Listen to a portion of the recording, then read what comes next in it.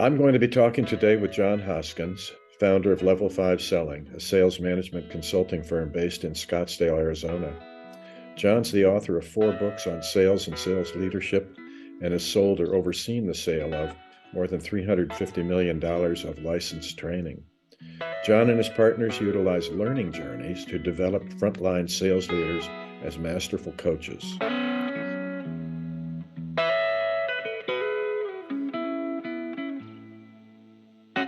So, John, thanks for taking time to talk with us today. Well, thanks for inviting me, Rob. Always a pleasure to speak with you. It is that. Well, John, it's obvious from your books and knowing you that you're a devoted believer in the power of coaching.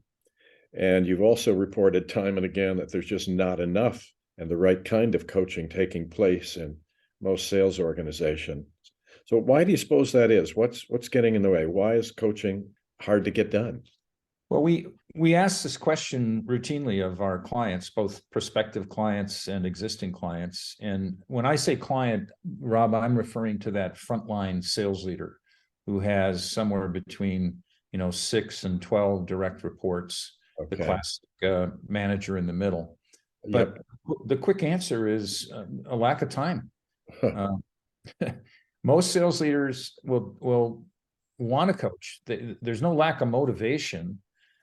They simply run out of time. They're inundated with a lot of requests from all over the organization. HR, have you filled the territory in Salt Lake? You've got a poor performer. Have you managed them out of the business? Your sales forecast is due. I call it whack-a-mole. They have this popping up, huh? Yeah, well, they have this shiny object, kind of like, well, I've got to go around and put out all these fires. And unfortunately, sales leaders can't solve that problem without some buy-in and support from top management. And top time for coaching will not be made available unless everybody sees it as a priority. And that's really the first step, is we get the senior sales leaders to say, okay, this will be a priority, coaching. Okay. Well, that's helpful. I mean, we know everybody has all the time there is, so it's always a priority issue, isn't it? Yeah. So you are figuring out a way to make it priority. Well, if it's clear that sales executives are sort of coaching averse and don't want to take the time to do it, but I mean, I know from having done some impact evaluations of your program with a number of clients that where they've employed your approach, that you're getting them to do quite a lot of it, and not just once or twice, but you're getting them to do it. So somehow you've made coaching that shiny object or a mole that is hard to whack down. And you use a learning journey approach to stretch your engagement out over time. So you're not just saying go out and coach once or twice, you're actually stretching them out over weeks. So how does that learning journey approach make a difference? How does that, I would think it might make it harder. Well, it's a change initiative inside the organization, like any other change management initiative. You can't just run a 2-day workshop and expect everybody overnight to become a masterful coach and spend more time coaching and do it in an effective way. So once everyone's on the same page that coaching is a priority, we start by getting an accurate assessment of the amount of time they're currently spending coaching. And of course, if you ask a frontline sales leader, Rob, how much time do you spend coaching? The answer you get is, oh, I'm coaching all the time. Yeah. And so there's really a couple of traps that they fall into. And we resolve this, as you mentioned, with a learning journey that takes place actually over 6 months. It's a 180-day initiative. Wow. And we have a nudging process that every 30 days we're checking in with all the frontline sales leaders. What's working, what's not, what successes have you had? Are there barriers and obstacles preventing you from executing the coaching plans we've put together? So we do it at the 30-day mark, the 60-day mark, at the 90-day mark. Those 30 and 60 are 1 hour things in the journey. And then at the 90-day mark, we actually get them together for a half a day and we review everything again. And we kind of go right back to square one. We do a pre-assessment of their coaching ability. Yep. And we use that assessment throughout to say, are you moving the needle on these things that you need to improve in terms of areas of development?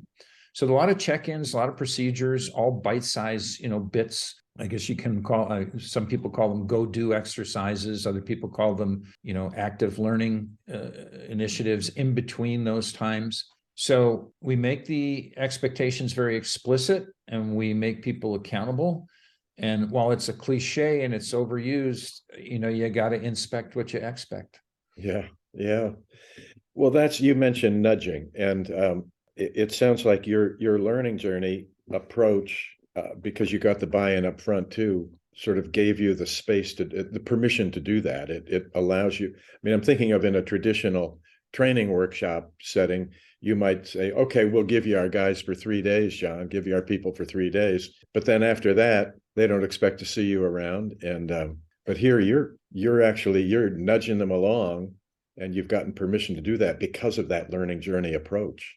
Is that accurate? It is. It takes a while to change the attitudes people have towards coaching.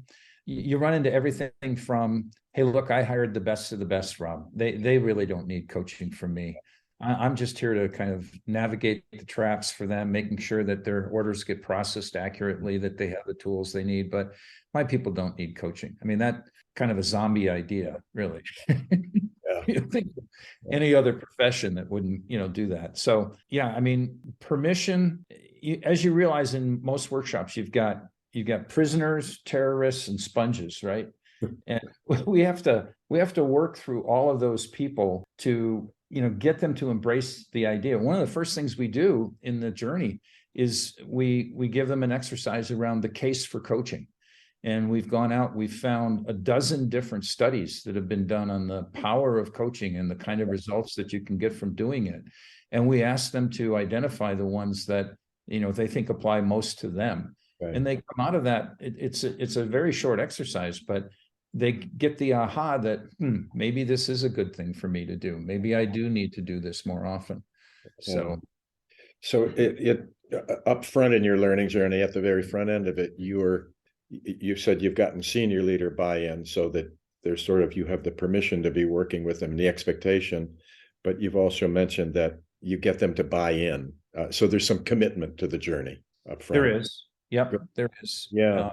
Well, that's great, John. I want to go to another aspect of sort of what we know about high impact learning and making training work. And you and I, over the years, have always worked with this notion of a clear line of sight to business goals, that people have to be able to see, okay, if I did this, where is it going to take me?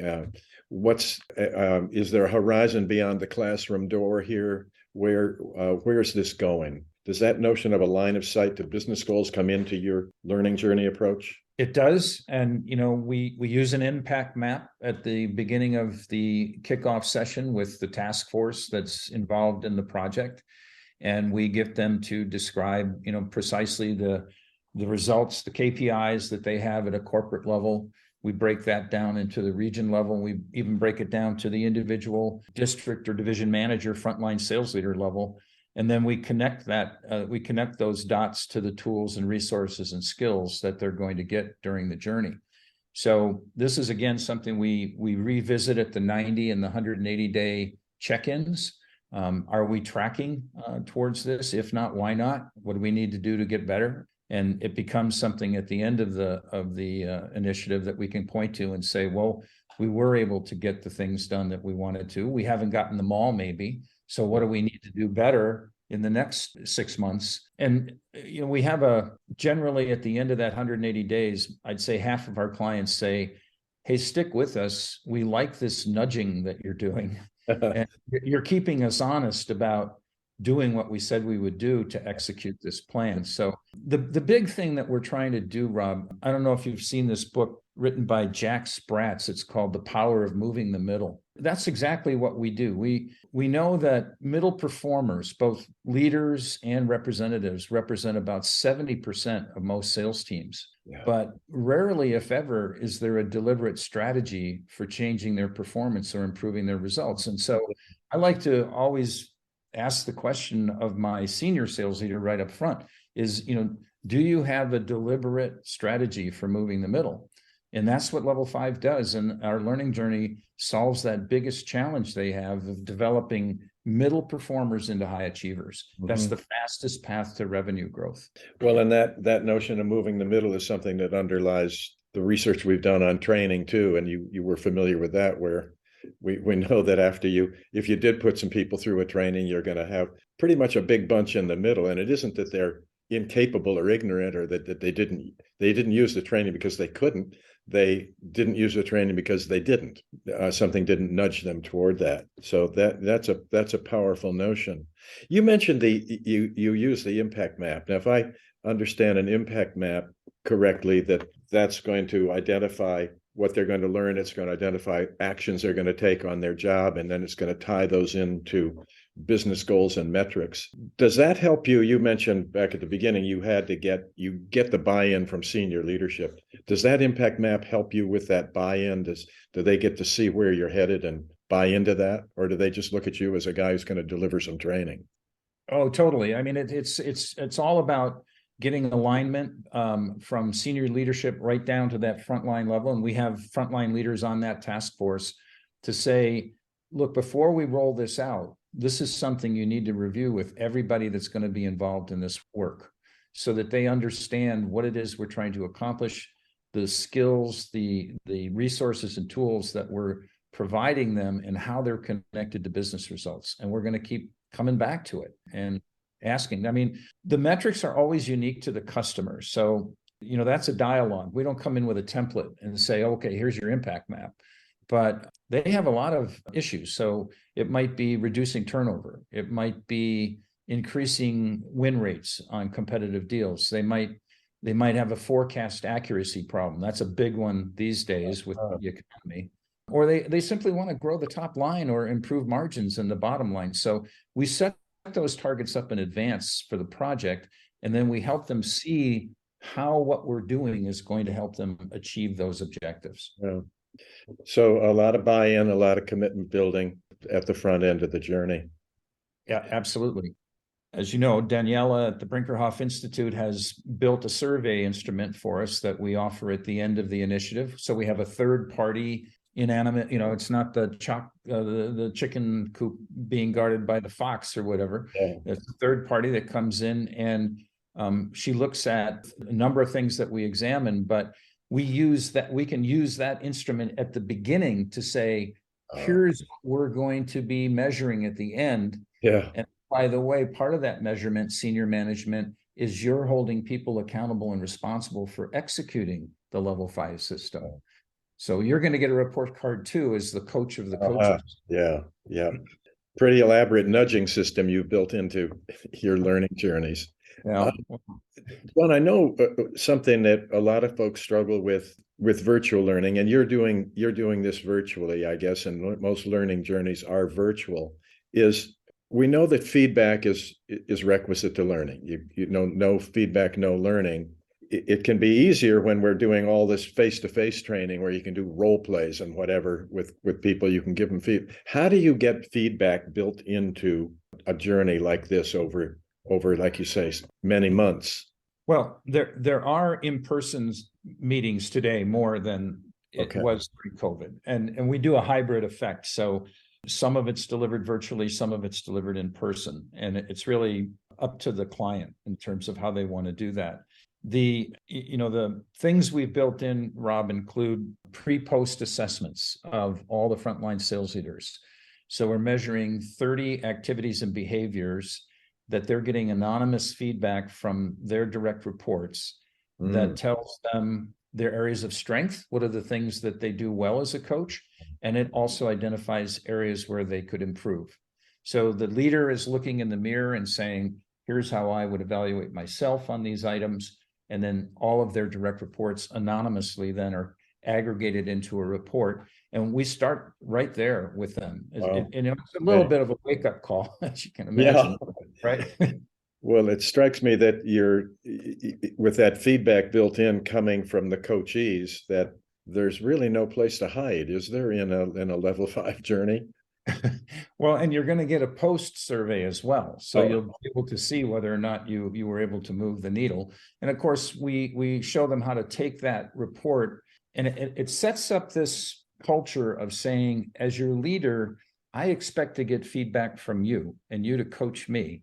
And I hope that you expect that I will be coaching with you.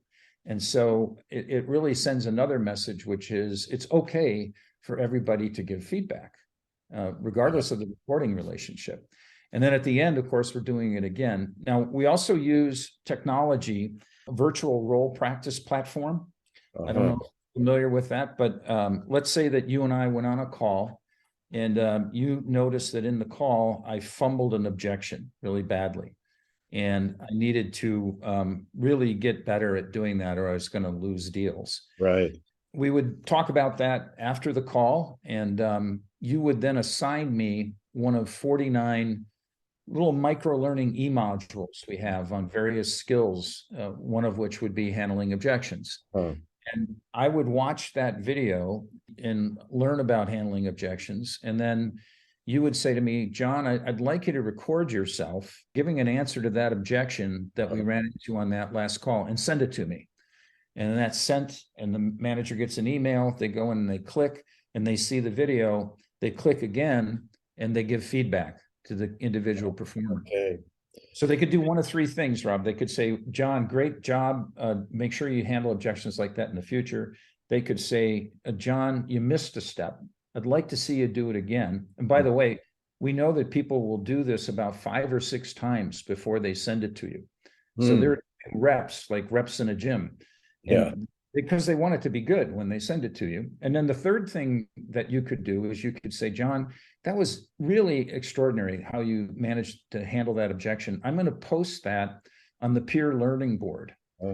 So now all of my colleagues are able to go into this site and see the best of the best handling aspects of a call. So another form of feedback, peer feedback as well as, and we have some artificial intelligence in that system as well, which will measure things like filler words, specific phrases, the cadence of how fast you're talking, how slow you're talking, the tone that you're using. Pretty detailed feedback, not just nice job, John, do it again. Yeah, attaboy. Yeah, attaboy. So behavioral level feedback like that. And it strikes me, I'm hearing 2 things there. One, you've elaborated more on how the feedback is built in, but you've also touched on another aspect of a successful learning journey in that you personalized the training, you've individualized it. So you're not making sure everybody gets all of it. You're making sure everybody gets some of it, and the sum of it is what they need. That notion of personalizing at the point of delivery, when you're handing off to the customer, that's cool. It sounds like you've got that built in. Well, we refer to the old way as sheep dip. You're going to run a 2-day workshop on negotiations. And in that workshops, the people that are behaving as prisoners are exceptional negotiators. They don't need to go through a negotiating program. They should be teaching the program, right? Yeah. But they might have a gap in business acumen, or they might have a gap in account strategy, whatever it is. So everything we do is individualized to the learner. Yeah.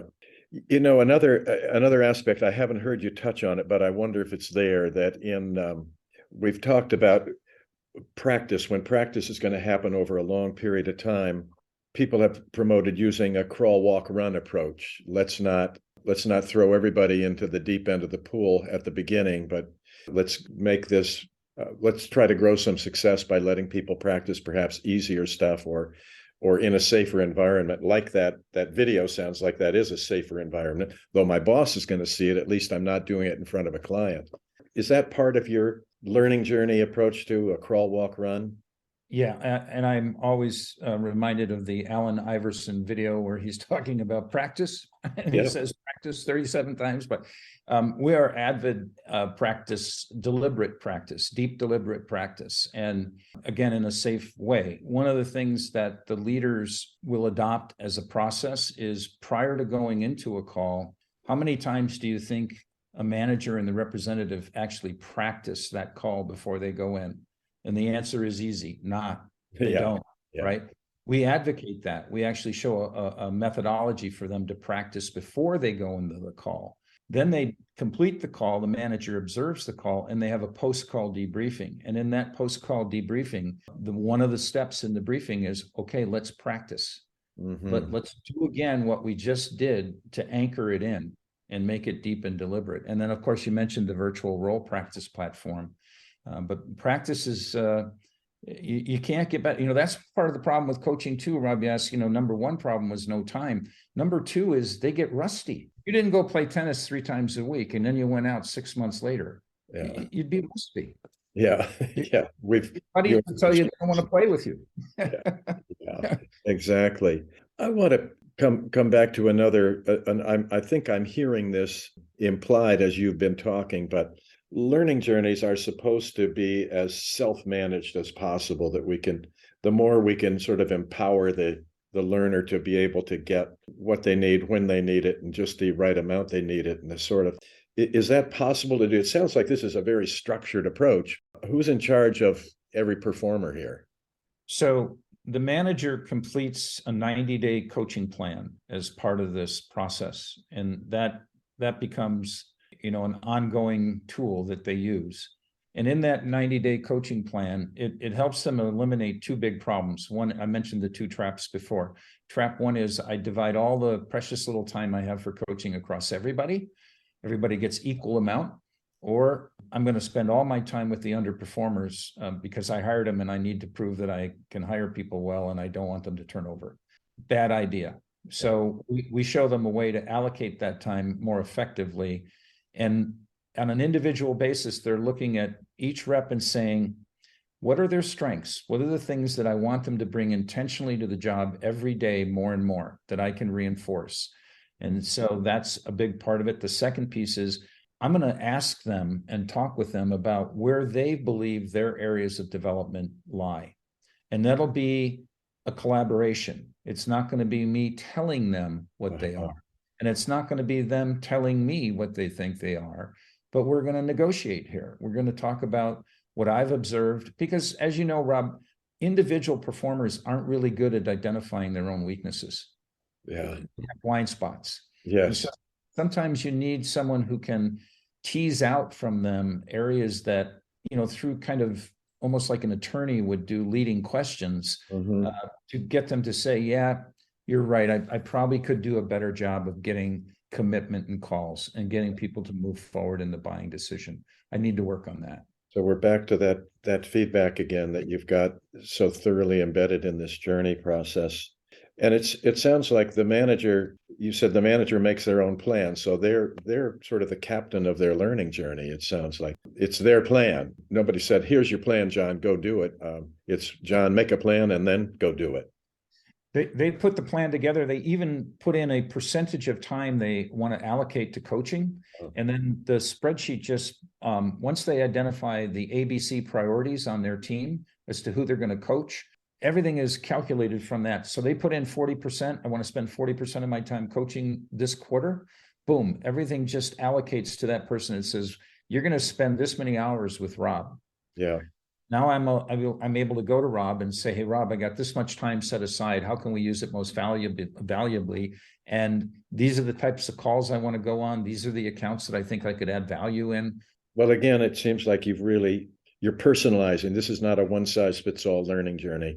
You're personalizing it for each person in it.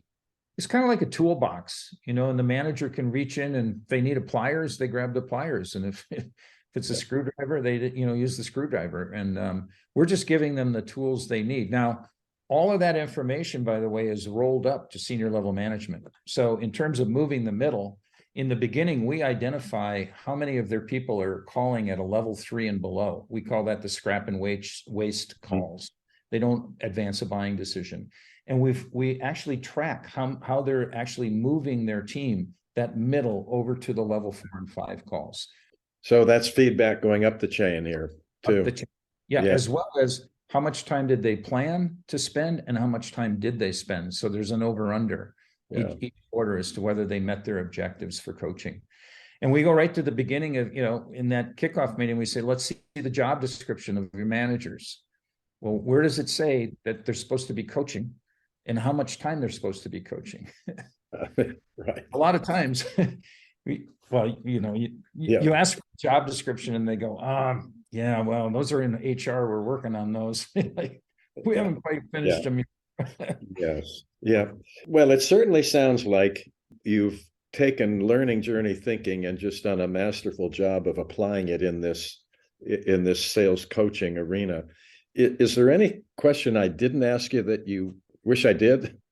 Well, I guess from a message point of view for your audience, the things that we've learned from all of this work is that we really believe coaching is a collaboration between two people, that it's not something that you do to someone, but it's something that you do with someone. So it's not a matter of putting attitudes and skills and knowledge into a performer. It's about drawing that out of them. And we have 6 principles around our coaching. One is that a great coach will ask more than they tell. A great coach is a very effective listener. They listen actively. They create with the coachee a shared vision of purpose. They build confidence and commitment. They don't build compliance. They have a great ability to establish accountability. And then they are always good at determining an action step or follow-up. So ask more than tell, listen actively, shared purpose, build confidence, not compliance, establish accountability, and determine an action step and follow up. It strikes me that those principles can only work in a learning journey setting because they're going to be acted out over time. So I can see where your learning journey is definitely a journey, and you've negotiated and committed to a pretty high level, high value goal with your client beforehand. We really have to have the commitment of the senior leader to provide air cover throughout that whole journey and not give up. It takes time to get results. Like you said, crawl, walk, run. And yes. Well, and you mentioned the air cover and the commitment of the senior leader at the beginning. And I know for people who have tried to migrate to a learning journey approach, we've learned that lesson because, again, I think so many of our clients, our training clients over the decades have been used to say, John, I know you've got a 3-day program. We've only got 2 though. Can you trim that back for us? So I mean, we're not used to our senior leaders are not used to committing to this sort of a process. So I'm sure you have some stories about how it's been difficult to sell, and we'll probably have to pick those up at another time. Okay, yeah, for sure. Yeah, we don't believe in the training parade. Say something about the training parade before we go. It was actually a client. He had taken over a large sales organization, and we were, asking about the first 90 days and the honeymoon period. And I said, Charles, have you been able to find any evidence of sales training in the past? He said, oh, we've had a whole parade of sales training through here. He said, but I have no evidence of any of it sticking. Yeah, but plenty of people standing by the side of the road listening to the band playing and cheering. Yeah. Well, John, thanks so much for taking the time today. You've been very generous with your time and generous with your thinking, and we appreciate that a lot. Well, thank you, Rob. We use Promote for our onboarding process at we eat our own cooking. Yeah. And it works very well for getting our new certified partners up to speed quickly. Our journey for them initially is around 8 weeks. Great. Yeah. Well, thank you again. And I've been talking today with John Hoskins, a creator of Level 5 Coaching and Level 5 Selling. John, it's been a pleasure talking with you. Thank you, Rob. Always good to meet with you.